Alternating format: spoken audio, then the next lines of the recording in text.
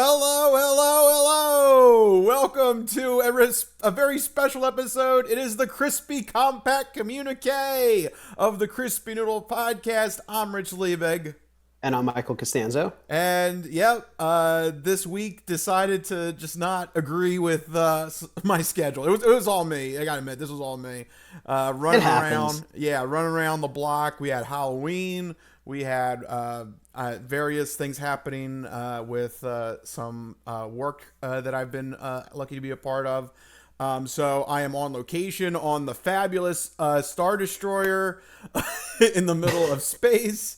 And we are ready to go, though. Whether it is planetary or intergalactic, we are still giving you a podcast this week. Thank you guys for joining us. Just enough time to do a quick rundown of brief headlines in sports entertainment and odd news in the Crispy Compact Communiqué. But before we get to the news at hand, Mikey, my friend, I thought I was the one out of place. Mikey is getting assaulted by Venom. He's going to turn into the Venom over there. He might be in trouble. I'm being consumed by the symbiote. I'm also wearing my Spider-Man t-shirt because that's what's going on with me. I've been playing Spider-Man 2. It is absolutely fantastic. I'm about 3/4 of the way through the game. Hopefully I'll be finished by the time we record next week so that I can give you guys a full rundown of the game. But it's better than the first one in every single way imaginable in terms of the technical aspects, the story, the gameplay. Everything you loved from the first game is still there. The things that frustrated you have been fixed and improved upon, and everything is just bigger and better and more exciting. So it is... I am fully enthralled. It's one of those games where it's when I'm not playing, I'm thinking about getting back into the game. Oh, that's the worst. It's like a drug. It's like you have like withdrawal. Oh, yes, it is. I have the PlayStation in the basement, and like most nights I'm just like in the basement by myself playing the game. But that's where I like it. There you go. I mean, I can't really say otherwise. I have a basement as well, and that's where my video games get done. Video games get done in the basement. There you go. That's great to hear that's a stellar game for you then. Yeah. So what have you been up to other than Halloween and Calamity? Yeah. No, I mean, it's just been, Halloween fell like right smack dab in usually what would be our normal recording schedule. So, it's one of those things. It's good to, be a part of the community and, have the little trick-or-treaters come over and everything like that. And get some candy for yourself, of course. Yes. Had a nice bunch of Reese's ready to tackle when I feel like it. But yeah, it's been good. I've been playing Jedi Survivor still. I'm working my way through that. Hence the Star Destroyer. That's right. Yep. Yep, of course. And yeah, I mean, that's pretty much been my end. But there is definitely some news topics that we need to get to. So without further ado, let's launch right into sports because there is a lot of sports happening in Philadelphia. Even though the Phillies got eliminated and baseball is officially over with the Texas Rangers winning, there's other Philly sports to get into. But before we do that, I do want to say congratulations to the Texas Rangers. Their first franchise World Series. This is a franchise, I gotta admit, deserves a World Series. As much as I wanted the Phillies to win this year, I'm glad Texas won. Do you remember, this was like 8 or 9 years ago, the Texas Rangers were literally one strike away from winning the World Series, and they lost. No, I don't remember that. Damn. Yeah, it was one of the most crushing losses ever. They were literally one strike, and they couldn't close it out. And that's the ultimate. To me, that's the ultimate sign of baseball. Is like I know a lot of people think baseball's boring. Maybe it gets a little tedious, but there's one thing about baseball. It is you cannot say it's over until that final strike comes down the plate. You cannot run out the clock. You have to face 27 outs. There's no ifs, ands, or buts. And the Rangers got screwed over that one year where they made it all the way down to one strike and they couldn't close it out. but I'm happy to see that they finally got a sweet victory, and are your World Series champions this year. So congratulations to Texas Rangers. I wish the Phillies were in the World Series. Maybe they could have put up more of a fight than the Diamondbacks, because They got crushed. The Diamondbacks did. they were in it the first two games, but I don't know. Something happened game 3 and 4. They were just letting up so many runs. It was almost embarrassing by the time we got to 4 and 5.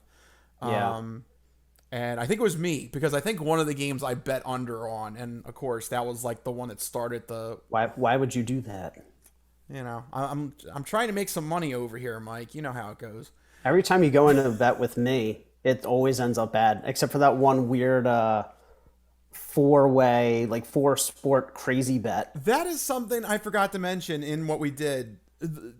I want to mention that. That is so cool. Like, I know it's weird that baseball is getting more drawn out and it's getting more pushed, but I do think it is cool when you have a night when you have all four of the big four playing a game. That is, there's something weird to that. It is, especially because we've hit bets 2 years in a row. So I like that. I've been lucky on those nights. They call it the sports equinox. Mikey, you were calling it like the blood moon of sports or something. The sports blood moon or something like that. And I know you send me these very detailed text messages of all the reasons why we should do this. And I'm like, cool, sounds good. I trust you implicitly. I just throw money at you and hope for the best. Yeah, when it comes to that sports equinox, I'm usually pretty good. I'm now 2 for 2 on it. Yeah. But it is pretty cool to have a night where it's baseball, basketball, football, and hockey. Yeah, for sports fans, it's the best. Very rarely does that happen. So we had that on Monday night. So that was interesting for the World Series to get pushed this late in the year. But now baseball is officially done. We can only speculate now as to what the Phillies will do and what the other teams will do. So that's officially in the off season now. How about I know you want to get to football, but I'm trying to knock off all the non-football stuff. The non-football, yeah. Let's do non-football first, then. Yeah, we have big news here in Philadelphia, and that is the fact that the Sixers finally got rid of their poison pill. They finally traded James Harden away to the LA Clippers. The full-blown blockbuster trade here. The Clippers will get James Harden, PJ Tucker, and Philip Petrusev, if I can speak. The 76ers get a whole bunch of things. Marcus Morris, Robert Covington, who used to play for Philadelphia, so he comes back to the team. KJ Martin, Nick Batum, an unprotected 2028 first-round pick, which is going to be huge, because that could be when the Clippers start to rebuild, and then they don't have their first-round pick. The Sixers got it. 2 second-round picks, a 2029 pick swap, 2026 protected first-round pick from either the Clippers or the Thunder. And the Thunder in this 3-way trade also get a pick swap with the Clippers. What a crazy 3-way trade. Who won in this deal? Because it seems that we got a lot of stuff, but does any of that stuff equal the type of player that James Harden could have been? Honestly, I think everybody wins in this scenario. Yeah. The Clippers might be the location that could squeeze the talent out of James Harden with Kawhi Leonard. That is a roster that is built to win right now. That's what James Harden needs. He needs someone to take him to the promised land, and this might be the team to do it. So for the Clippers, great on their end, because this might be their time to cash in. For the Sixers, we clear a max contract spot, significant draft picks. I mean, really, it's only money the Sixers kind of maybe lose out a little bit on, but in the grand scheme of things, this slew of players, are they difference makers? Are they just role players? Are they coming off the bench guys? Bench guys. Yeah, I hate to say it. Most of them are bench guys. So it's a lot of depth, but really building for the future. Those 2 second-round picks, 2 first-round picks. Or. Is this a pivot? This could be the pivot. Maybe if you're thinking we're getting towards the end of Joel Embiid in Philly, maybe this is one last shot. Maybe you can get another coveted trade target with these round of picks. The Sixers might not be done trading. So this is a very interesting spot that the Sixers have put themselves in, because they can kind of go almost any direction in this spot. It was so key to get rid of Harden. Getting rid of Harden in the trade and getting a nice haul was the objective. That was crucial to the success of the Sixers for the foreseeable future. Because, anything's on the table now. They might go after a star target, pair with Joe Embiid, and hey, let's go for another run at it. Or they could try and rebuild for the far future. Well, we'll see. I think it's going to depend a lot on how this first half of the season goes. Yeah, and I think more than anything, the picks and the players and the ability to pivot are great. The most important thing is getting that disgruntled player off your team, because a player like that just drags down the locker room, makes it difficult to coalesce as a team for players to buy in.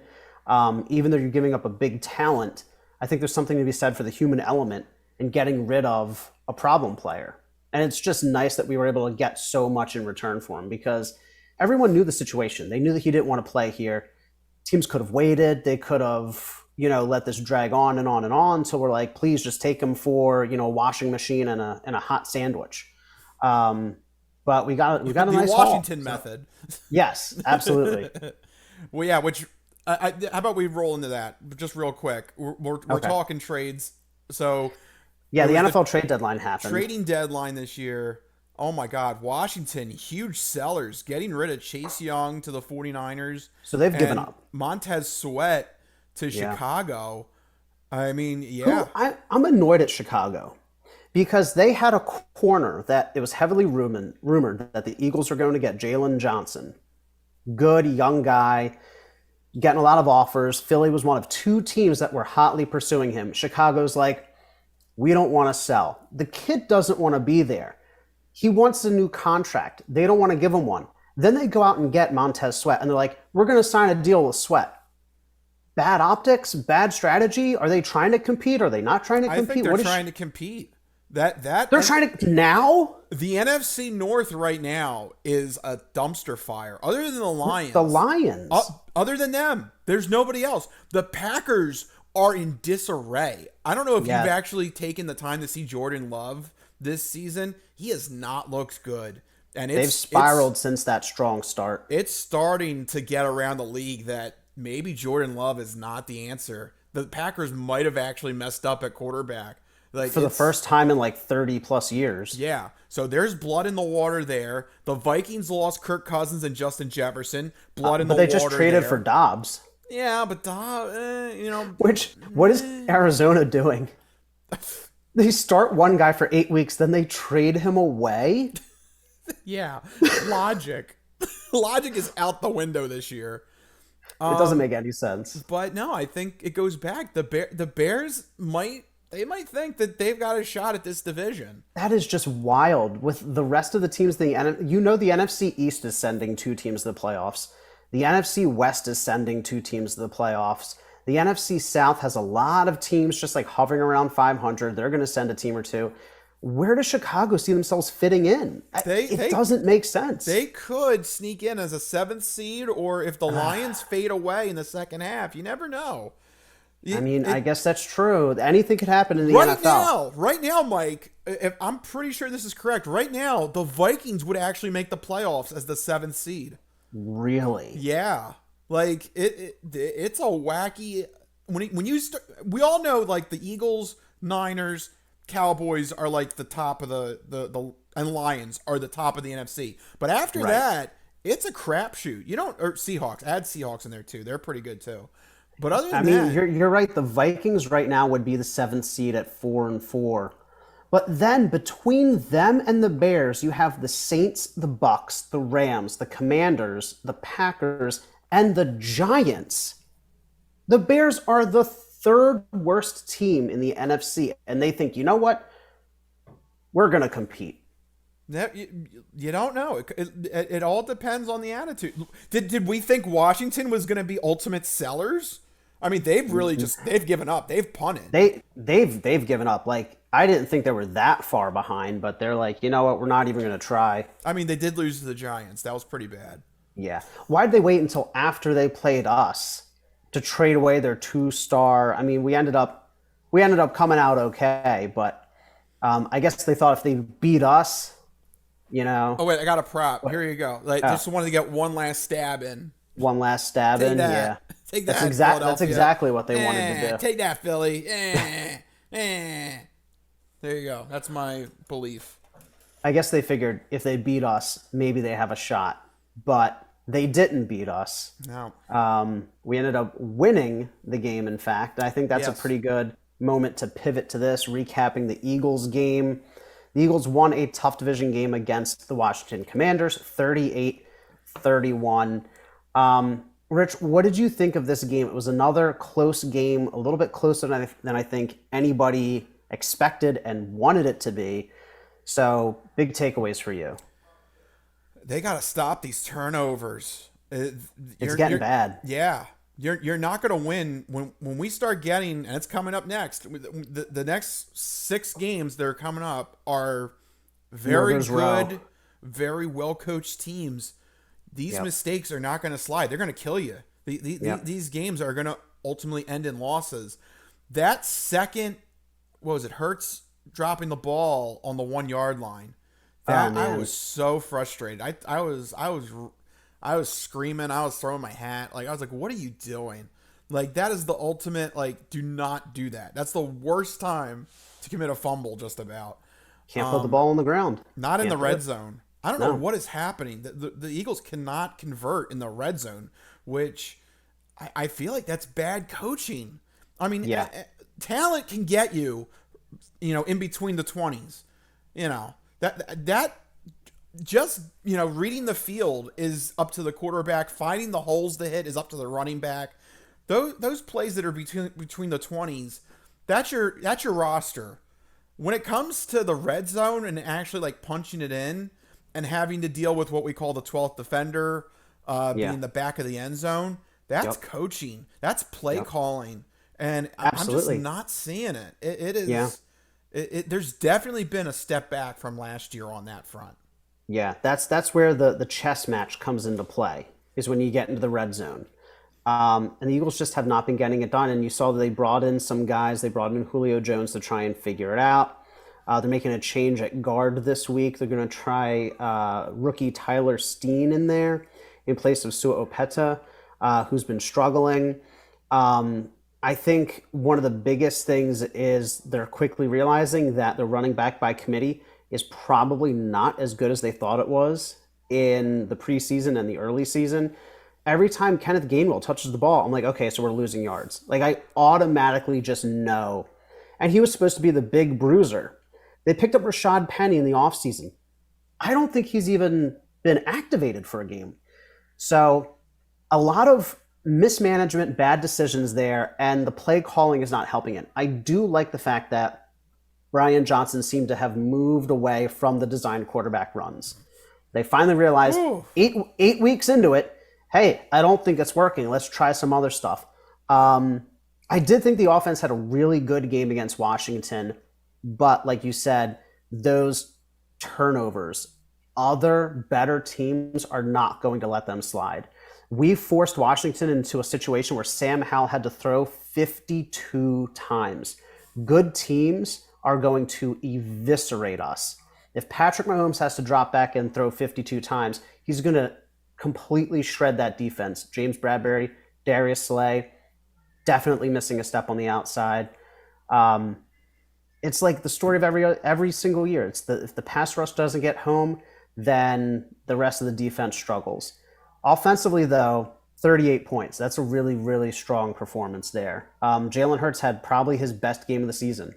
4 passing touchdowns, spread the ball around. No interceptions for the first time. Yeah, but he had a fumble. Like I he can't had the get fumble. him off the hook. No. I mean, it's true. You can't let him off the hook because of that fumble in the red zone. That was a killer. But at least it's evidence that the brotherly shove shouldn't be banned because it can be stopped. Oh, absolutely. Yeah. So it's 4D chess. You see, they're like, I know, we'll fumble intentionally so they don't ban it, so we can keep having a 90% success rate. There you go. Yes. They, Yeah. Oh it's boy. moves on moves on moves, Rich. That, that It's that never came that simple. that came from Howie himself. That's right, from the top down. Yeah. But yeah, I mean, I enjoyed the win, but a lot of issues with this team, the turnovers, the inconsistency due to like all those little injuries we keep having. There's just a general lack of consistency and rhythm with this team, whether it's the defensive backfield or running the ball. And I think right now their goal is to get into the bye week and hopefully clean some of that up. Get the new acquisitions, Julio Jones and Kevin Byard, up to speed, get guys healthy, maybe take a look at the offensive playbook and, reevaluate how they run the ball, how they spread the ball around. But yeah, another nail biter of a game, but we are officially the number one team in the NFL somehow. I don't, if you ask anybody in this area, if you think we deserve to be in this spot, I can guarantee you about 99% of Eagles fans will be like, there's no way in hell we deserve to be number one overall. Well, I think you may be onto something on that, because I think the next couple of games the Eagles have coming up, they're brutal. It's going to be I think the Eagles are going to hit the earth hard coming up. We have a murder's row of games coming up. I mean, just absolutely brutal. With that in mind, should we look towards our Fantastic Four picks for week number 9? Yeah, let's do it. Let's look to the future with the Fantastic Four picks. The first one, we're going to Deutschland, the fatherland. I think it's the first NFL game in Germany. The Miami Dolphins are facing off against the Kansas City Chiefs. That is a Sunday 9:30 a.m. game. So you get that football bright and early. Wake up. And this could be a preview of a potential AFC playoff game, maybe even the conference championship with these two electric teams. Rich, who do you think takes this one in Germany? Yeah, I hate to keep beating the dead horse, but Tua is one of those quarterbacks that he looks good when he's got time in the pocket, but if he gets pressured, he's not as invincible as that 70-20 victory that they had over the Broncos, which now seems like a distant memory. I wouldn't go that far. They're still 6-2. One of those losses is the Eagles. They are, but I think you've got to look at this game in terms of toughness and grittiness, because they're flying to Germany, neutral field. This is definitely going to test everyone's nerves and strengths and weaknesses. And on that count, I can't go against Andy Reid, and the Chiefs. I know the Chiefs just. And another thing, too, is the Chiefs just blew a game against the Broncos. So they're coming into this pissed off. They knew that game, they had 5 turnovers in that game. They knew that was a game that they should have won. And they were just sloppy, pure and simple. I guarantee you Andy Reid, kicked some asses this week in practice. We're like, hey, we're not doing this. That's not our football team. I think the Chiefs are going to come out very tough, very aggressive. Germany or not, doesn't matter. I think this is a bounce back spot for Andy Reid and the Chiefs. I think they take this one in Germany. This is going to be a really tough one. These two teams are very evenly matched right now, Rich. I know you like betting. The line is only 1.5. Vegas, the bookies see this as almost basically even. There's a few things here that I think set these two teams apart. One, Miami, even though the Broncos game was kind of an abnormality, still number one overall in offense, passing and rushing. The Chiefs only have one weapon in Travis Kelce. You stop Travis Kelce, you stop that team dead in the water. Miami on offense, Tyreek Hill playing his former team. He has a little bit of something to prove. I think that's going to speak volumes. He's going to want to show up and put up a 200-yard game. Tyreek Hill always busts out those every once in a while. On defense, though, getting Jalen Ramsey back and having him show up last week cannot be understated for this Miami team. He is a top corner talent. maybe even mix it up, put him on Travis Kelce. Like I said, you shut him down. They are dead in the water on offense. Um, I kind of like Miami. I kind of like the upset here. I'm going Miami. It's Okay. going to be a tough game, but I think this is the type of game that they need to win to silence the doubters. These two teams are almost perfectly evenly matched. So it should be a good one. It should be a very good Yes. one. Oh, shame. It's gonna be 9:30 in the morning. Yeah, wake up, break. Yeah, you go get yourself a breakfast sandwich, a cup of coffee from Starbucks or Wawa, and Ugh, settle in. that's like 6:30 on the West Coast. Oof. Oh God. Well, they should sleep in. Everybody else tune in to watch that game at 9:30 in the morning. Next up, we have a battle of the birds. We have the Seattle Seahawks traveling to Baltimore to face off against the Ravens. Rich, who do you like in this one? Yeah, I mean the Ravens are really starting to put things together on this. I mean, I didn't think they were going to be this good this year, yeah, but they've turned it around. they are. Lamar Jackson is really proving the value of that contract that he signed.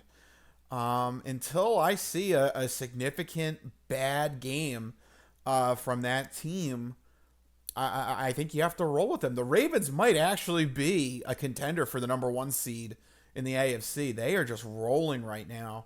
The Seahawks, I really do like them. I just think this might be too much momentum going against them, especially with the Ravens having a top five defense.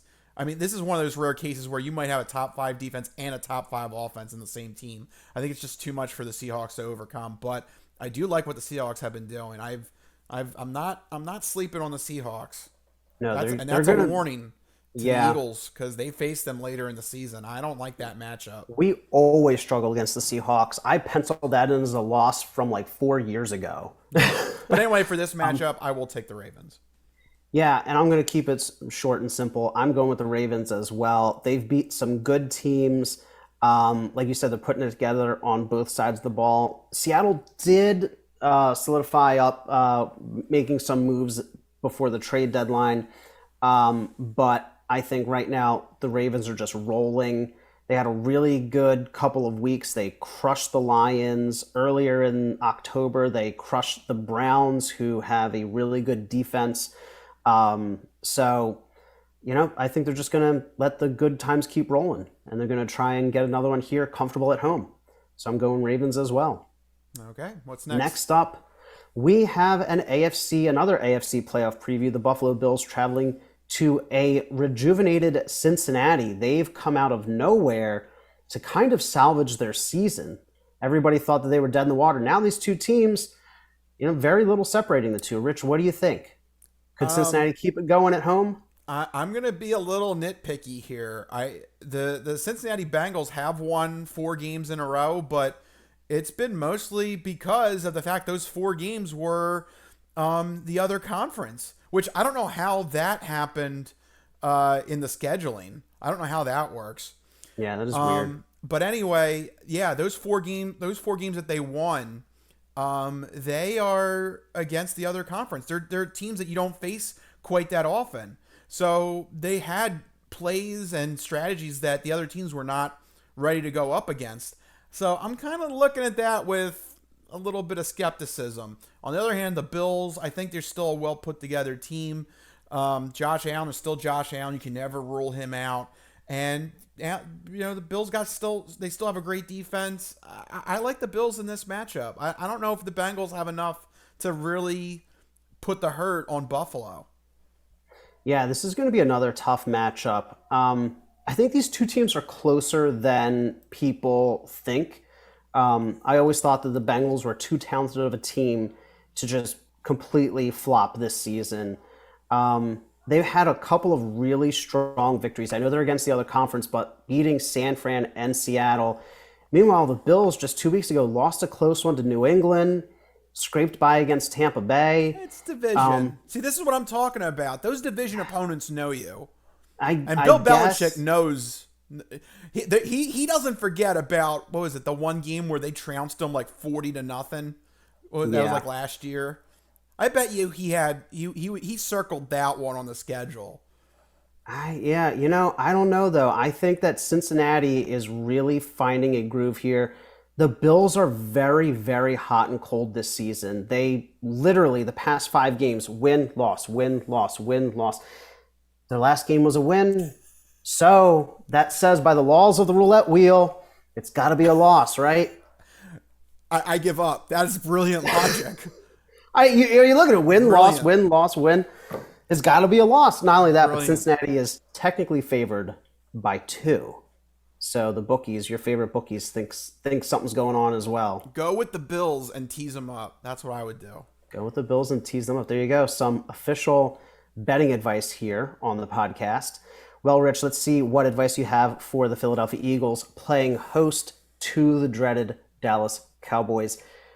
Do we get brought back to earth in this Sunday afternoon game? Tell me it's not going to happen, Rich. So, I'm not... there is a game plan to beat Dallas. You can beat Dallas. You got to get to Dak, and you got to shut down CeeDee Lamb. Those are really the two things you got to do. Dallas, Tony Pollard, he has not been doing good. The last couple of games, his numbers have gone down significantly. So, I mean, they're going to ask a lot out of Dak. So, if you can disrupt Dak, there's a good chance the Eagles can pull this one off. And you know what? I'm going to lean to Eagles. I'm going to go with it. I'm feeling the momentum. I think they pull off the win in Philly. I think they get to Dak. And I think it's going to be it's going to be a very tight game, very close game, but I think the Eagles can pull this one off. And then they go into the bye week. So I'm going to officially go Eagles on this one. Yeah, I'm hoping that our struggles against Washington may have been due to looking ahead to Dallas. You know that this type of matchup always brings the best out of these teams. Philly's going to be a little bit more comfortable at home. We're undefeated at home. Dallas struggles on the road. And like you said, the key to beating Dallas is you take out those 2 top offensive players. They don't have any depth anywhere. The Eagles are loaded with depth on offense. So many weapons everywhere. They are 2 very evenly matched teams, but I'm hoping that with the glimmer of the bye week right on the horizon, if the Eagles can go into the bye with a win against a division opponent, further solidify their ownership of the division, their ownership of the league in general, that is something that cannot be understated for momentum. So I think there's a lot riding on this game. The Eagles will know that. They will feel that. They're going to bring it. They're going to bring everything they got against Dallas. And I'm going to go with an Eagles win here. All right. I'm cautiously optimistic. All right. Very good. So there we go. That's our fantastic 4 picks for week number 9 of the NFL season coming up. Luckily, you're able to still do the podcast and get you those picks and our reactions to every week of the NFL season. Thankfully, if I'm not around in person at Crispy Noodle Headquarters, virtually through the Crispy Compact Communiqué, which on that note, we've got to take a quick break. But when we come back, on the flip side, we'll have the entertainment entree and a quick update in the non-fortune cookie odd news. Don't go anywhere. We'll be right back here on the Crispy Compact Communiqué. Ready for the weekend? Happy Friday. Hi, my name's Marie, and I'm an artist who's been making Happy Friday doodles every week for over 7 years. And now you can own my art collection in this Volume 1 and Volume 2 art series. These doodles span across multiple themes, yearly festivities, various countries, languages, and more. Both coffee table books have something for everyone and are the perfect conversation starter or gift for a friend. Really, anyone who enjoys a good weekend. Available on Amazon, Ingram, BookBaby, Barnes & Noble, and more. Visit happyfridaydoodles.com/books and get your copies today. Let's celebrate the best day of the week. Happy Friday.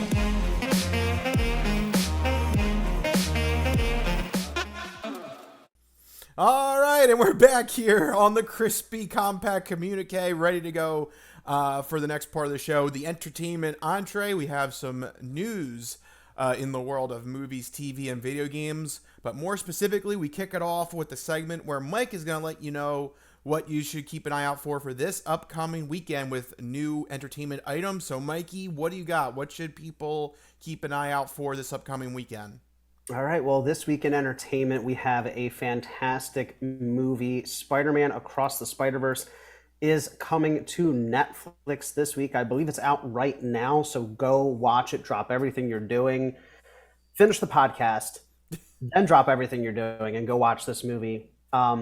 It's the sequel to Into the Spider-Verse. It is not just one of the best Spider-Man movies, but one of the best superhero movies, period. It is absolutely incredible. It is fantastic visual and auditory delight. It has strong action, great emotional chords, and a cliffhanger of an ending. If you haven't seen the Spider-Verse movies, you guys owe it to yourselves to go check them out. They are really, really fun movies, very creative, just very well put together. So that's Spider-Man Across the Spider-Verse. That is out on Netflix this week. And in video games, The Talos Principle 2 is coming to Xbox Series X, PlayStation 5, and PC this week. It is a philosophical puzzle game set in I think it's a far future robot world. Players can do things like manipulate gravity, transfer minds, and use other kind of like mind-bending abilities in order to solve these puzzles. There's multiple endings in this game. It already has great reviews. It has about an 86 out of 100 on Metacritic.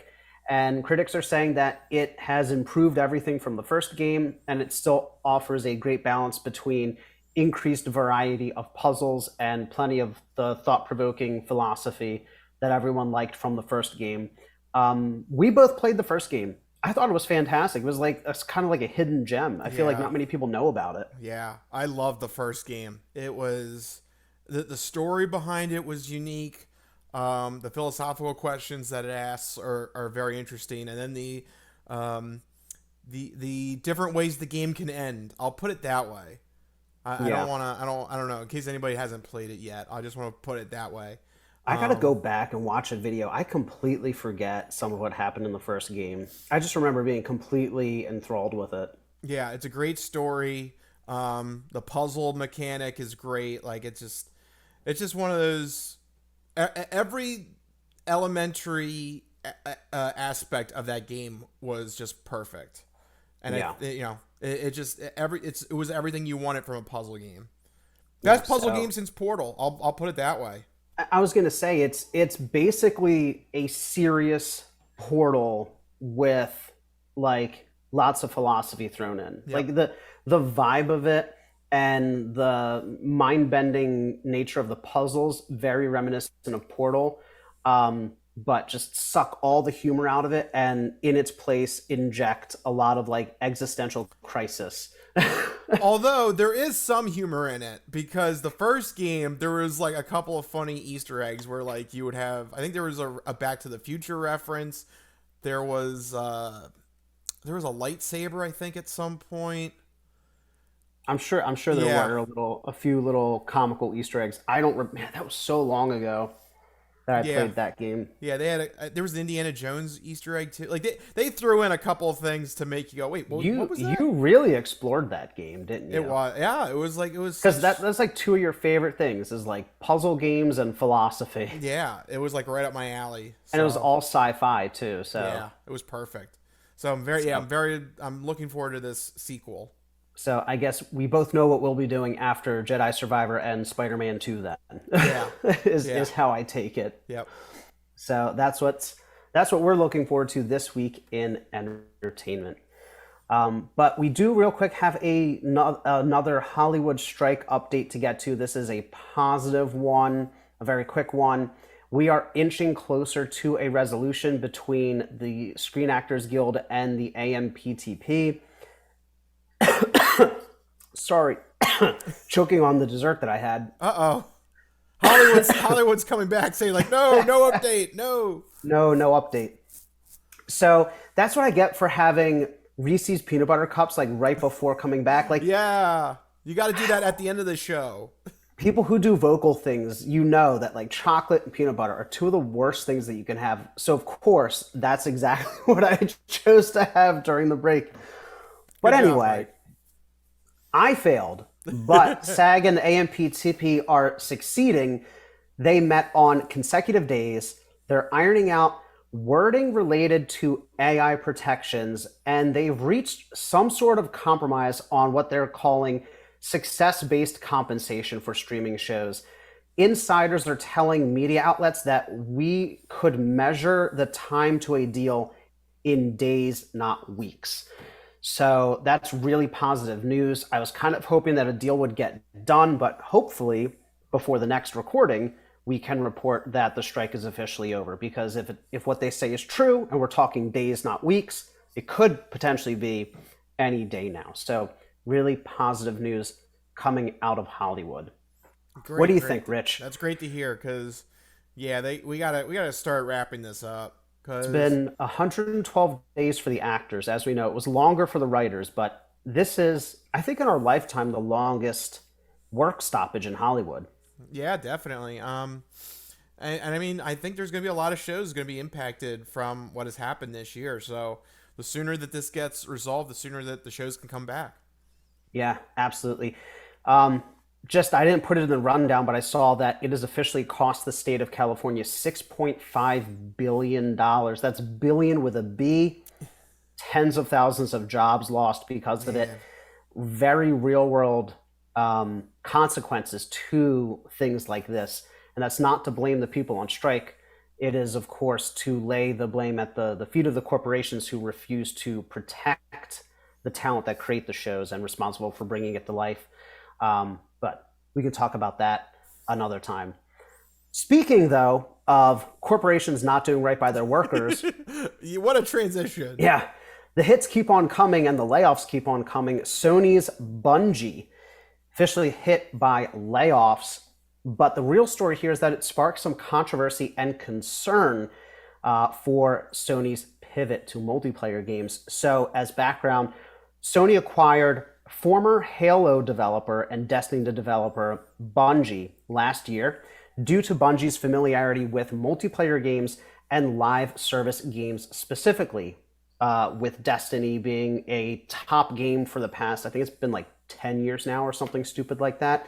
The gist of the deal is that Bungie would remain a multi-platform developer and that they would assist other Sony developers with their multiplayer games like The Last of Us Factions, and just kind of be a mentor to Sony's developers as they pivot into more live service games. A live service game, for those not in the know, is something like Fortnite, where it's just, free to play or sometimes pay to play and constantly updated with new seasons, new customization options.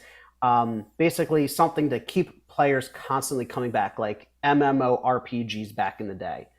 The problem here, though, is that Bungie has not been doing well with their own live service games. Bungie officially having to lay off 8% of its total workforce, roughly 100 people. They missed their revenue targets by 45%. I know we like to sometimes take issue with these big companies for missing their targets or not hitting the upper range of their target, still hitting the target, but just missing like a percent. But 45%, that's a big miss. Oh, yeah. You don't sweep that one under the rug. No, definitely not. It is important to note here that the layoffs are coming from Bungie and not parent company Sony. Everybody was quick to point that out. It's not Sony trying to replace Bungie people with their own. This is Bungie's decision. They say that a lot of the struggles have come to lack of player retention. It's been hard for them to keep players engaged with Destiny 2. There's been a lot of controversy with the game over microtransactions, a lot of additional paid content. They say, it's just not very player friendly anymore. So players are jumping ship.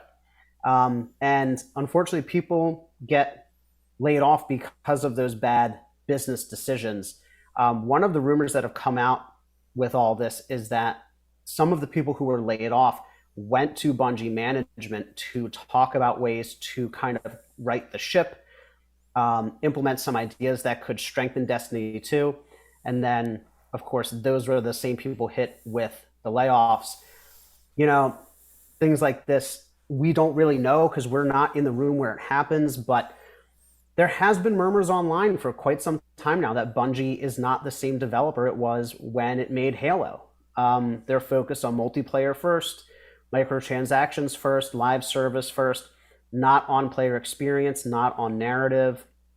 Players have been complaining for a long time. If you frequent any of the big gaming subreddits or any of the major video game websites, you can kind of see the fatigue and the disdain for some of these series now.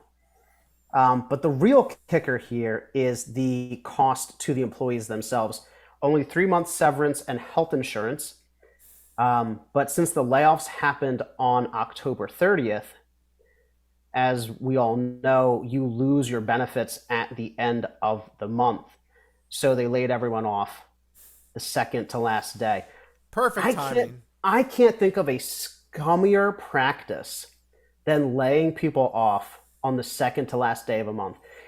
It's something to be said. They could have just waited 2 days and laid them off on the first, and they got that, because you're covered until the end of the month, and then the severance and the health insurance plans kick in.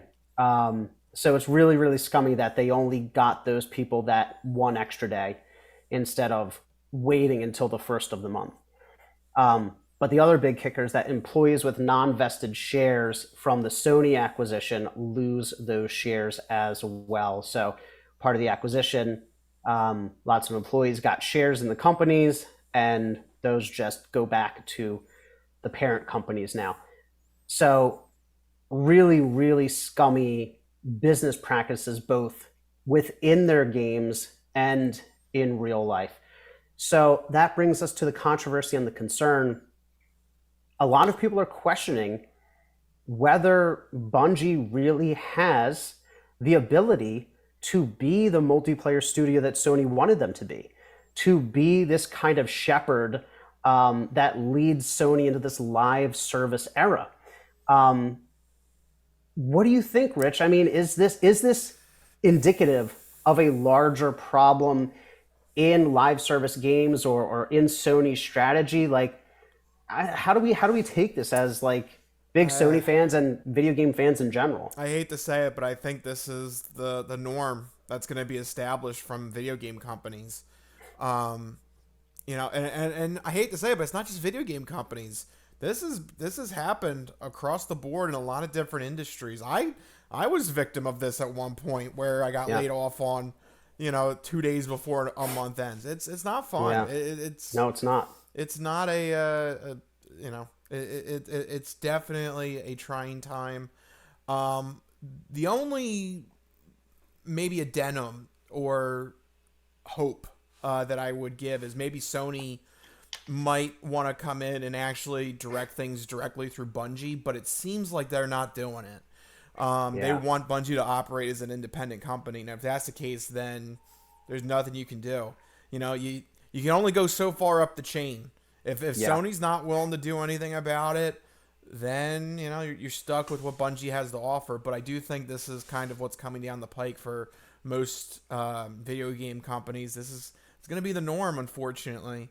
But I think on the flip side, that makes it more important than ever that when you find a video game developer or video game publisher that you love, you got to support them. Because, for fans like me that love single player content, that value the single player story over multiplayer, you got to support those companies that do so. Like Talos Principle, I'll run out and get that game at full price, and I won't blink an eye at thinking about it. It's gonna come down to things like that to essentially place your vote as to what you think the video game market should adapt to. Yeah, that's an important thing to remember. You see a lot of keyboard warriors online talking about how, it's so sad that Bungie is doing this. We wish we had more innovation in games. We wish we had more single player experiences. Well, stop buying the skins for Fortnite. Stop buying the season passes. Go buy the Spider-Man and the God of Wars and The Last of Us, and focusing on the smaller developers too, like you mentioned, the Talos Principle. What was the small game that I just played recently? Chants of Sonar, a puzzle game where you have to use symbols to decipher an unknown language. Like, find those small creative games, support those developers, vote with your money. It's the only way these companies understand. And it seems like that's what's going on with Bungie here. Players are finally voting with their wallets, missing the revenue targets by 45%. It just goes to show you that the greed of microtransactions and the free-to-play model, the live service model, I think is a fad that is starting to die off. Players only have so much time and so much money to devote to video games. And the video game population continues to get older. I don't see many younger kids playing games the way that we did growing up. I don't know if you've noticed any kind of shift, but I feel like the video game generation keeps getting older and older, and younger kids are more focused on phone and tablet games, right? So Yeah. a lot of these developers are trying to capture that like mobile game kind of gameplay loop, but it's not. If you want to do that, go put your game out on iPhone. Go put your game out on an Android tablet. That's interesting you mentioned that. Yeah, it is very much like if I can't take it with me in a phone, then I'm not going to play it. I have seen that from the kids. The kids, yeah. I at the risk of being like Seymour Skinner, am I so out of touch? No, it's the kids who are wrong. Yeah. And I'm not trying to lay the blame at the kids' feet. I think the blame lies in the companies for really misreading the room. You know, video games since their inception have been about getting lost in a world, experiencing kind of like the thrill of discovery and of, you know, being in a place that you can't be in the real world. And the last thing I want is a pop-up ad or a constant reminder that I gotta buy premium currency in order to progress. I have limited time, I have limited money. Now more than ever, for a lot of people, they don't want to spend $50 on an expansion or whatever it is for Destiny, and then have to spend extra in microtransactions or grind the same levels, the same bad guys over and over again to get the content that they want to play with. It just doesn't, to me as a business model, it was a flash in the pan. And I think that those flashes that everybody's trying to emulate, you can't emulate something like that. You have to start with a good foundation and then hope that your players stick around. You can't try to like reverse engineer it and be like, oh, well, players will always be here. Clearly not. Yeah. So, it's very disheartening. Very disheartening to see. I hope that Sony focuses. I know they say they're going to continue to focus on the single player, but they had that stat a few months ago. 60% they were going to pivot to live service. I just think it's a mistake. Spider-Man 2, right here, had one of the biggest launches of the year. Single player, not a speck of downloadable content, microtransaction, or DLC, multiplayer, none of that. One of the biggest launches of the year. Tens of millions of dollars. Just do that. Yeah, make a good single player game and then focus on multiplayer. I don't know why we got rid of that formula. I don't know. Oh well. Yeah. Enough of us being old men and lamenting the ways of the past. Rich, I know you have some odd news to get to. That's right. It can't be an episode of the Crispy Compact Communiqué or the Crispy Noodle without some sort of odd news. Before we officially close out this episode, I have a quick update to one of our stories that we covered this year. This is the story of 27-year-old Laura Menard. She was the one that decided to go crazy at a chapel. I don't remember this lady. Oh, I think you're going to remember when I start getting into the story. Okay. She was busted back in May after she went into a chapel, decided to defecate on the altar, and use a fabric runner on the altar to wipe herself with. God, that's right. I remember that. I knew that was going to get you back. There's an update to this? Yes, a slight little update here. Oh, no. And that is the fact that 27-year-old Laura Menard was due in court on Monday. She initially pleaded not guilty, so she was going to fight this charge in court. Sure, why not? I mean, those stains were already there, Your Honor. What? Yeah, I want to see the defense. I want to know what she's gonna, just the devil made me had to poop. I don't know, like. The devil made me. I don't know. Is that a defense? Can you do that? The devil made me do it. Well, that was that was the basis of a movie, and I forget now off the top of my head. Is it an Al Pacino movie? No, it's not. It's not Devil's Advocate. No, okay. No. It was. I don't know. I have to Google it. I know at some point there was a movie made about the case where someone legit tried to make that a defense, but nevertheless, this is what she's trying to do. Laura Menard initially was going to plead not guilty, but she failed to appear for her court date. So right now, the Ohio judge presiding on the case has officially issued a warrant for her arrest. Oh, no. They're coming to get her. Yes. To refresh everyone's mind, because of what she did, defecating on the altar and using the fabric runner to wipe herself. She also smeared feces on the table. She went full-blown crazy. No amount of holy water can fix that. No. It's still going to be dirty. I think marble stains, doesn't it? I mean, like, legitimately, I think marble, like, actually stains. So there might just always perpetually be, like... a brown spot. Just a brown spot there. They have to incorporate it or something. That was somehow. Crazy Laura. Crazy Laura. That's right. That was her spot. She is indicted for criminal damaging, criminal endangering. Both of those are misdemeanors. Criminal endangering. Okay. Yeah. So never heard that one. Yeah, that was the charge. She was originally going to have a supervised release, in which she would have an electronic monitoring device on her. But apparently either she took it off or it stopped working because they, quote, her whereabouts are unknown, according to the officers. How do you lose? Come on, guys. You had one job. What are you doing in Ohio? Come on. Yeah. What are they doing? Yeah. Ohio, come on. There's not that much interesting things happening in Ohio. Right? She's probably hiding in a cornfield somewhere. Yeah. Oh man, she's out there pooping somewhere. Yeah, she's pooping all over the place. She has no. Just follow the trail. Yeah, she has no qualms about that. Also, according to her background report, she's from Loveland, which is a Cincinnati suburb. And she was at one point a casino gaming employee. I wonder if that's where she learned just how to go to the bathroom in public or something, because I have heard horror stories of people that Mike, there's people that like forget the actual story. What are you talking about right now?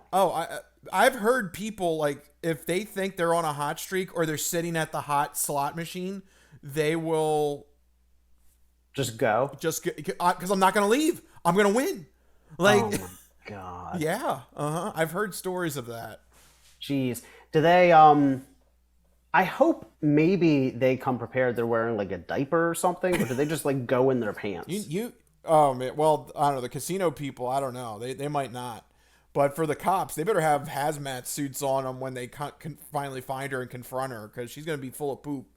Oh yeah. It's just going to be smeared everywhere. Wherever she's hiding, it's just going to be smeared. It's a den of feces. She's going to be in like a barn, and it's that. I needed the Michael Jackson clip. There's doo-doo feces all over the wall. Do you remember that? He said that in that interview. Doo-doo feces. Doo-doo feces. Yeah. Oh, that's what she's doing. She's not afraid to play with her poop. Laura from Loveland, Crazy Ohio. Laura. Crazy Laura. Yeah. With the poop. And you know what, Loose too? bowels Laura. You know what? Loose bowels Laura. LBL. LBL. I don't know if this will work. Remember we used to do this? I would try and put the camera up. I don't know. Up, Does that work? I don't know. Oh, there she is. She looks kind of angry. Oh, yeah. Angry, well, I mean, right? she's got to poop all the time. Yeah. She's got big hair, too. Is that just me? Or... The devil's making her poop on the Star Destroyer. The devil's making her poop right there in the middle of the Star Destroyer. Not good. Darth Vader's not going to be happy about that. That was the best. That, like, of all the times you've tried to hold up your phone to the camera, that was the best it ever showed up. Yeah, I got better at it as the pandemic went on. Yeah. Yeah, but unfortunately now. Well, I mean, fortunately. Why did I say unfortunately? Fortunately. Yeah, unfortunately. Yeah. Well, it's funny. We haven't done the Crispy Compact Communiqué in a while, so like it took me a little bit to like set up everything virtually. Yeah. Like it was weird. Trying to get things all set up again. Like first we tried Teams wasn't working. I had to like figure out my background thing. It was just like, and now like Zoom doesn't let you do like the whole free meeting again. They break it up into parts. Yeah, damn it, Zoom! Come on, what are you doing out there? So, but anyway, it's like riding a bike. We got back on. We got it started. Yeah. And we were able to give you a full episode of the Crispy Compact Communiqué. So you at least know what to keep an eye out for this upcoming weekend with sports and entertainment. And now you know the update in Ohio. There's a crazy poop lady still out and about. Somebody's out there pooping. Yeah. So with that in mind, there you go. We are coming to the end of the show. We want to thank you all for watching, for supporting us, whether it is the regular Crispy Noodle podcast or the Crispy Compact Communiqué. Thank you guys for supporting us. If you like what you heard, make sure you go to our website, thecrispynoodle.com. Make sure you follow us on Facebook, X, Instagram. Since we have the Crispy Compact Communiqué logo up, you can see I am at Rich Liebig up above. Mikey has his handle up above his name. At Mikey Costanzo. And if you got a story that you want us to talk about on next week's episode, send it to either one of those. Oh, sorry. There we go. I don't know where they are. I'm just you're directly up. Everything is directly I'm up. Okay. Yeah. Right here. Send it to one of our X accounts at those handles. If it's odd news, make sure it goes to me so that Mikey doesn't see. When you say our X accounts, it sounds like a weird porn thing. Yeah, it does. Damn it, Elon Musk. Oh, so dumb. Anyway. Yeah. But there you go. And hopefully next week we are back to our regular schedule of doing the Crispy Noodle podcast. I anticipate that we will be so. And we'll be back with the sound effects and all the wacky things. The music and all the stuff. Yep. Yeah. But for right now, I think that will do it. You got anything else, Mike?